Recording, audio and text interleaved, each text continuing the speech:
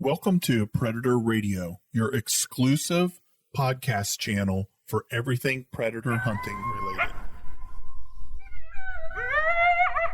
Predator Radio is brought to us today by our sponsor, Predator Precision. Predator Precision offers a full line of thermal and night vision optics, as well as thermal accessories. Check them out on the web at www.predatorprecision.com. Hi, and welcome to another episode of Predator Radio. This is going to be Season 2, Episode 2. And we have Travis Millard with us today. Travis was on our last episode, covering taxidermy, and gave us a bunch of information on what we need to do if we want to have one mounted and the do's and don'ts. It'll be really helpful.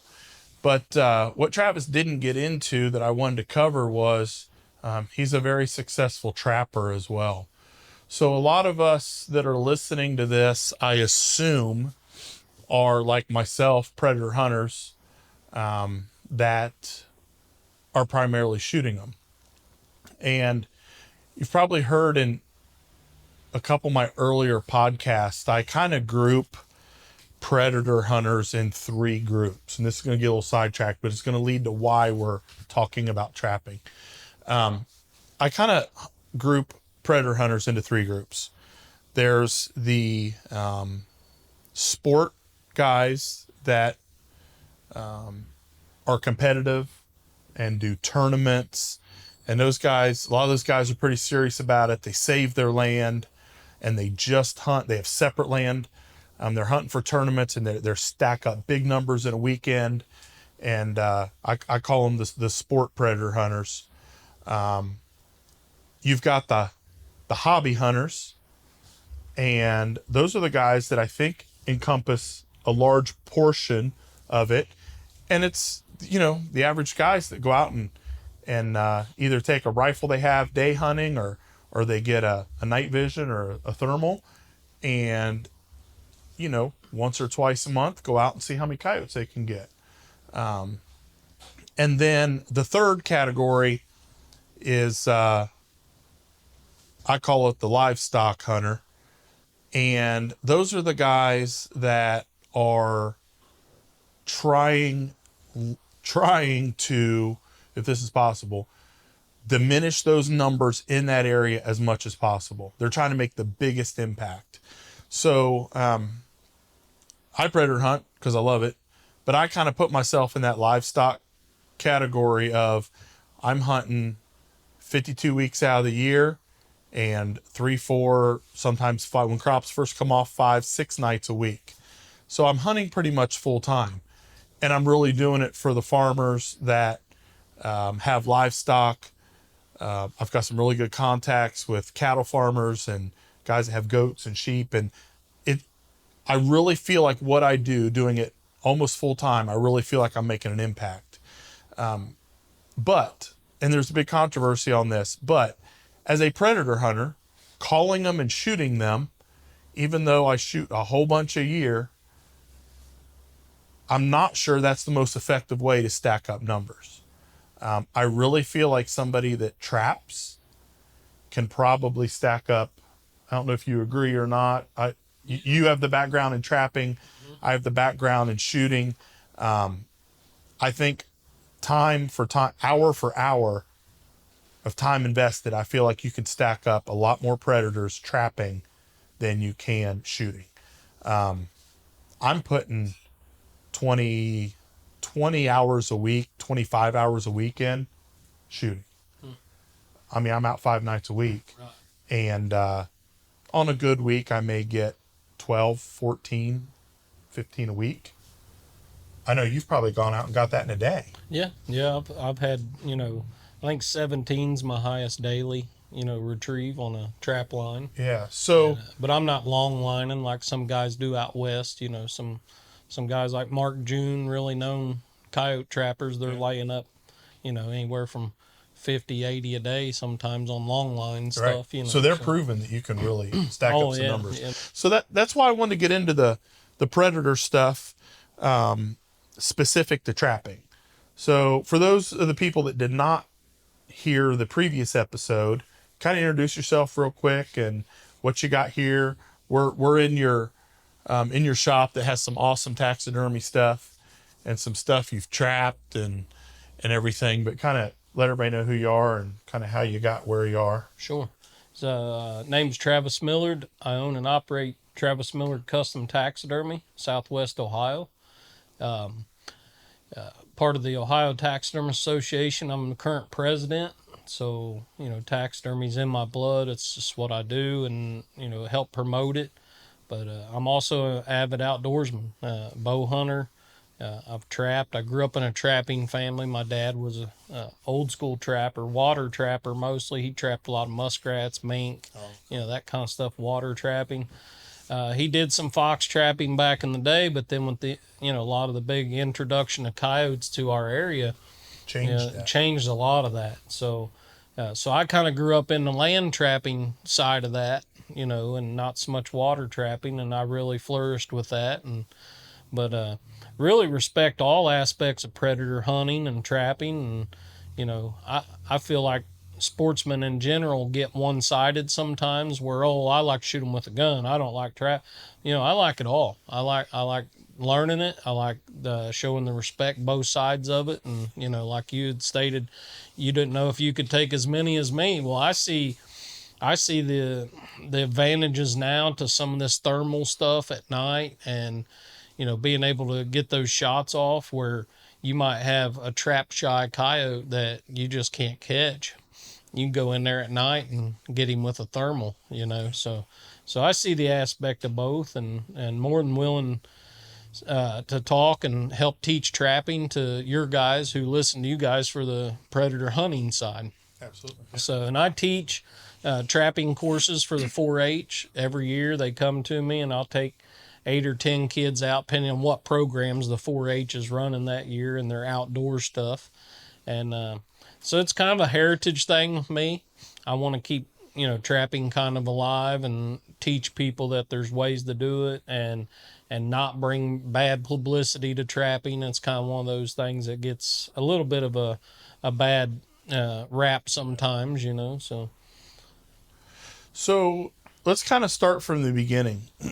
If somebody wants to get into trapping, somebody like me who knows nothing about trapping, Right. has no background in it, and I want to trap, let's say for the purpose of what I do, predator control for livestock management. Right. So I want to stack up some numbers. I've got land with livestock. What do I need to know? What do I need to consider? The types of traps.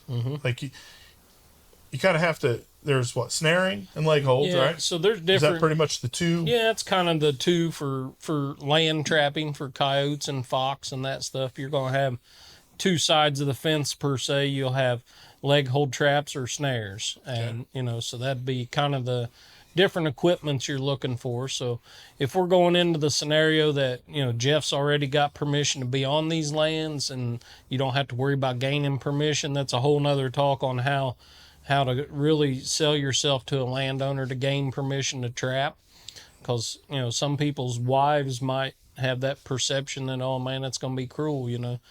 So but if you've already got the permission to be there, now you're looking at equipment. And we'll talk mostly. I'm more of a leg hold trapper. I do some snaring, but I'm mostly a leg hold guy. Quality traps to me is a priority, and I'm not affiliated with any brands. It's not like I have any kind of sponsorships or anything. I'm just a normal guy that traps, but I've learned over the years that some brands are better than others, and MB 550s are probably the number one coyote trap that you can buy.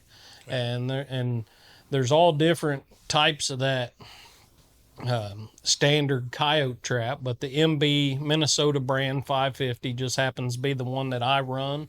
I run the one that's got an offset jaw. So an offset jaw versus a full closed jaw, where the jaw of the trap actually slams completely shut, versus an offset soft catch pad is what, it's got a gap in there. Okay. Plenty strong enough to hold a coyote. Won't have a pull out. What's the purpose of the gap? The gaps just, they call it a soft catch, eliminate the really hard slam down shut. I run them because I do have the potential of grabbing a fox in this area. And sometimes that 550 is kind of a heavy trap for a fox, and you could break a leg with it, you know. Okay. So I try to run an offset, you know, jaw on my traps, just, you know, at least. And if I do catch a gray, I've not caught a gray, and the numbers are way down in Ohio. I know they're researching that, but I would want to be able to let him go, actually, you know, to help with the gray preserve that numbers. population, To preserve that. So, but yeah, just quality equipment. And you gotta prepare that equipment right for trapping. So when you buy a dozen, say, MB 550s, you get them. They're steel, and they have an oil coating on them. You know, you grab them out of there, your hand's gonna be black from that. Just from where they were made. Yeah, like from where they're made, the process machining and all that, process, yeah. right? So that's got to go. You got to get rid of that. So you got to go through your boiling. And, you know, I pre skim coat of rust onto my traps. Some guys, now I haven't got into this, but it's a very popular thing, and I am looking into it. Some guys are disassembling traps, having them powder coated. Then you don't have to fool with all the waxing and all that kind of stuff, you know, over time. A little bit of an expense there to do that, but I kind of see the benefit of it on the time saving. You know, when you're running 90 traps and trying to get that trap line done in a, you know, if you got dirty traps and you got to clean them, well, it's way easier to clean a trap if it's powder coated than if you got to boil it, wax dip it. So what is the process for prepping a trap? So the process would be, for me, I get a new set of MB 550s. I want to get that oil off. So you want to boil those. Okay. The water will separate that oil off. You could, you know, skim it out of there, and then you can get your traps out. Once they're clean, you want to hang them, get them good and dry. And then you want to go through what they call as a wax dip. The wax dip seals the trap, and it also speeds that trap up. You know, the closing of that trap from when it's stepped on. Okay. The wax coats the springs and all that stuff in that trap. So once you got that down, then you need to know what all equipment you need to have. You know, there's shovels that you use to make certain sets, or sifters that you need. It's kind of a basic toolkit that you can get. I know Minnesota brand, one of the trapping catalogs I order out of, they sell a beginner trap kit where, like, Jeff Turner could say, hey, look, I want to buy your MB coyote set. It gives you 6 traps, gives you a sifter, gives you a narrow shovel for digging that dirt hole set, gives you everything virtually you need to go out and get started trapping. Okay. You know, so that's the kind of things you want to get prepared for before you actually go out and do your trapping. All right. So you have your equipment, in order, everything ready to go. How do you pick? So you have a pasture that you know the coyotes are at. How do you pick where you're going to put your traps? Well, so you got to think about how coyotes travel. And I'm sure you guys think about that a lot when you go set up on a night, and, you know, I'm not going to enter this field this way because the wind's at my back, that kind of stuff. So I'm thinking about that as a trapper also. If I look at, say, a cornfield, and it's got a creek on one side, I want to think about where that travel corridor's at, where that coyote's going to come into that field and exit that field. And I want to set on the most high percentage areas that I'm going to have that coyote naturally there, not trying to draw him to you, right, but he's naturally there and he just stumbles across something.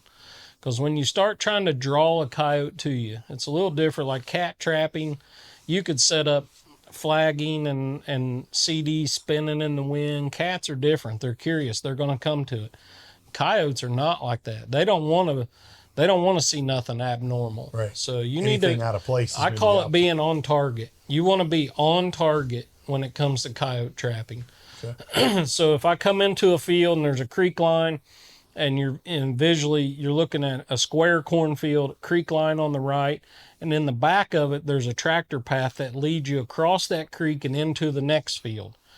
That tractor path is the main travel corridor for both of those fields. I will set both sides of that tractor path, the entry on one field and the entry on the other field. And then I might even double set one side with the set on the north side of it or the south side of it. So when you're not there, either trap can be working for you. If he goes up the middle and the wind's coming from the south, well, then you can catch him on the north set. If it's coming the opposite way, you catch him on the vice versa.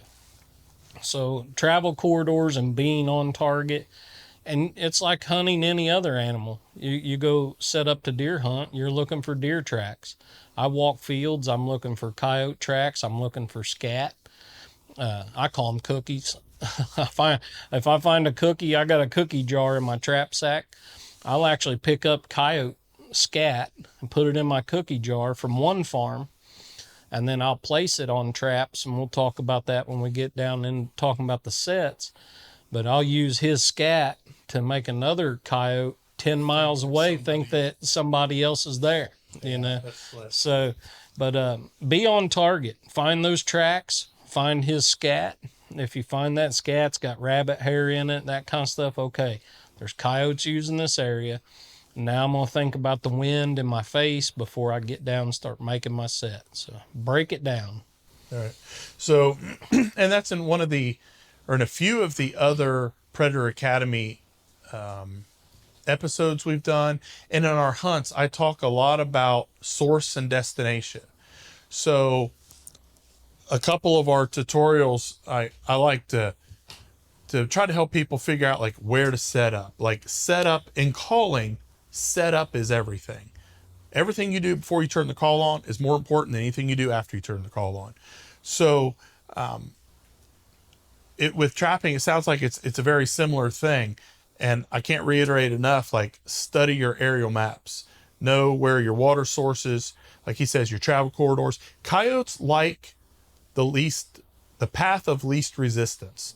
So from a hunting standpoint, we're big on gas line cuts, high tension power line cuts, you know, where the company comes in and trims every 2 or 3 years and cuts everything down. From a hunting standpoint, those are like a highway. Is it like that for trapping? Absolutely. Too? Those are my key spots. Same key spots you're talking about for the predator hunting side of things. Those are key spots for my trap. They're hunt. walking that way. Absolutely, and those are highways. Yeah. And you mentioned about being trap shy. Mm-hmm. So what are some things that create an aversion, or, you know, we talk about aversions in predator calling, like, you know, the worst thing you can do is miss, because now they have an aversion to that sound, that location. So I assume being trap shy is kind of the same thing. Yeah. Okay. You've educated them. Right. Yeah, and I call them educated coyotes. Same thing. Say the farm, 5 miles down the road, and coyotes travel, you know, they travel. And, but say 5 miles down the road, Jeff's just starting. And Travis been trapping for 20 years, 25 years. Well, Jeff goes out and he's trying a couple things, and his trap's not bedded correctly. It's not wedged in nice and tight, and that coyote steps there, but he misses your pan, and he steps on, and it rocks. Well, if it rocks, now he knows something's there, and you literally will show up, and that coyote will have dug your trap out of there, peed all over, and he'll let you know you suck. Like, it's kind of a disheartening thing to see, you know. But you've also educated him that the next time he comes across that dirt hole, that maybe ought to check out here first, what was out here on that other one. So you can educate him. Or if he's just barely hit a pan and you've toe caught him, and I've caught coyotes that are missing front toes, you know. He's been educated on somebody else's trap line, you know. So interesting. All right. So is there anything else you can think people need to consider when they want to try to do some trapping? And I would like to say that if you're getting into trapping and you've never done it before, but you've been a predator hunter, well, you got to in Ohio, you have to take a trapper's course. So it's actually a good thing. There's things there that you're going to learn, keep you, legal and all that. So you get your trapper's course in. I don't know if all states require it, but I know Ohio has a trapping course. Okay. So very easy to do, very good setup. You can do Ohio's online now. You don't even have to go to a class. You can just get online, do the course, answer your questions, and now you got your trapper's permit. So, and I know Missouri, if I go out there to trap cats or whatever, I got to show my Ohio trapper card to go there and do that. But be smart about trapping. In like where I live, there's lots of farm fields, but there's also lots of residential areas that are somewhat close, not really, really close. But don't be stupid and, put a trap set on a fence line just because you do have permission to be there if there's a house 200 yards away. Because nothing will scar your image as a trapper worse than if you catch somebody's Labrador and it's not gonna kill him, catch him in a leg hold. But if you slam a snare on that fence line and he comes through there, you could injure him or kill him. And I wouldn't want to do that. I'm a dog lover, just like I know you are. I wouldn't want to injure someone's dog. I'm there solely for the purpose of catching coyotes and limiting their population to help all other wildlife, So I keep the public image in mind, Well, in predator hunting in general, whether you're calling, trapping, I mean, the whole predator hunting industry, probably really the whole hunting industry in general, is kind of under attack more now than ever. Yes. So we all need to be cognizant of things that are going to help our image and not hurt our image. It only takes one black eye to really put a wrench in things and give some of the tree huggers some ammunition to use against us. So we don't want to be fueling that fire. And I never bow down to being shameful or not proud of being an outdoorsman and a trapper. But also, I'm not going to just, if I know that there's a neighbor close to a farm somewhere that I'm trapping and the farmer says, hey, look, don't go over there because that lady just doesn't like that kind of stuff. I'm not going to purposely I'm even going to try to be a ghost. I don't want her to know I'm even going in and out of this guy's farm. I'm not going to shove it in her face and try to give them that much more ammunition to lie about us and say that we're cruel or animal haters, we're conservationists first, so. Absolutely. Well, I think we'll wrap that up for this episode. It's great stuff to consider. I think obviously there's quite a bit of education it takes for training. Like, what are some other resources if somebody wants to get into trapping? I mean, I'm sure there's a ton of YouTube videos. Oh yeah. But is there you mentioned there's some associations. Yeah, your state associations, just like taxidermy stuff. The Ohio State Trappers Association. Keith Daniels here in Ohio is the president of that. Very, very well ran organization. Also, Fur Fish and Game magazine. I don't know if anybody knows this. I happen to know it because I have one of the only collections of Fur Fish and Game from 1922 to current. Every magazine. So, cool. But Fur Fish and Game is a great conservation magazine to read. Covers lots about trapping articles. YouTube nowadays is so powerful. Yeah. But keep in mind who you watch. There's guys. Right. There's good information. Yeah, there's good and bad out there. Absolutely. You want to research those names. Mark June, Clint Locklear. There's big name trappers that if you get on their pages and you watch stuff, Mark June sells a DVD series that is phenomenal. I knew nothing about cat trapping other than I'm blessed to have some places in Missouri where I'm able to go do that. Mm-hmm. So I was like, I'm going to research this cat trapping. It's interesting. I bought Mark June's cat trapping DVD, watched it thoroughly, went out there on a 5-day cat trapping thing with my uncle out on some dairy farms. I caught 2 phenomenal bobcats in 5 days. It was just unbelievably awesome. Yeah. So one of those 2 is that one hanging up there. Yeah, one of them's that one we'll get right some there. shots of that. He's impressive. Yep.